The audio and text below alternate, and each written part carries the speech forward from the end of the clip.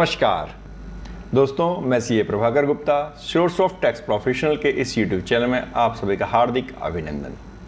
दोस्तों, आज हम बात करेंगे सेक्शन 194C जो टीडीएस ऑन कॉन्ट्रैक्ट पे बात करता है। उस केस में टीडीएस का रेट क्या है। जी हाँ दोस्तों, आज हम 194C सेक्शन के टीडीएस के रेट के बारे में जानेंगे। दोस्तों, जैसा कि हम और आप सभी जानते हैं कि सेक्शन 194C जो एप्लीकेबल होता है वो एप्लीकेबल होता है जब हम पेमेंट किसी कॉन्ट्रैक्टर को किसी कॉन्ट्रैक्टर के अगेंस्ट करते हैं। जी हाँ, जब हम किसी कॉन्ट्रैक्टर से सर्विस लेते हैं, हमने किसी से कोई काम करवाया या हमने एडवर्टाइजिंग की सर्विसेज ली, सपोज हमने लेबर की सर्विसेज ली, तो इस तरह की जब हम कुछ सर्विसेज लेते हैं, कोई कॉन्टैक्ट करते हैं कि आप हमारे लिए पर्टिकुलर काम को कीजिए। सपोज हमने कहा कि भाई बिल्डिंग बना दीजिए, हमने कहा कि सर सड़क बनानी है, तो ये सभी कॉन्ट्रैक्ट में आते हैं। तो अगर हम इस तरह की कोई भी सर्विसेज लेते हैं तो उस केस में 194C एप्लीकेबल होता है।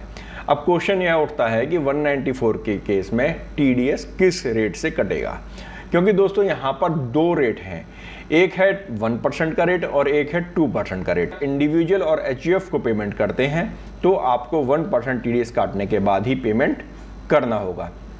और यदि आप इंडिविजुअल और एचयूएफ के अलावा किसी और को पेमेंट करते हैं, जैसे पार्टनरशिप फर्म को आपने पेमेंट कर दिया, आपने प्राइवेट लिमिटेड कंपनी को कर दिया, आपने ओपीसी को कर दिया, आपने एलएलपी को कर दिया, यानी आप इंडिविजुअल और एचयूएफ के अलावा किसी को भी अगर आप पेमेंट करते हैं तो उस केस में 2% का टीडीएस कटेगा।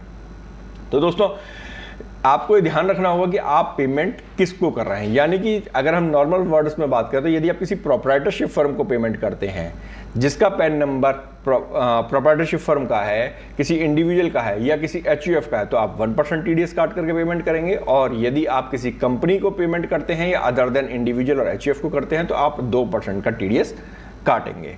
तो जब भी आप 194C के अंदर आपको टीडीएस काटना हो तो ये देखिएगा कि पेमेंट किसको किया जा रहा है।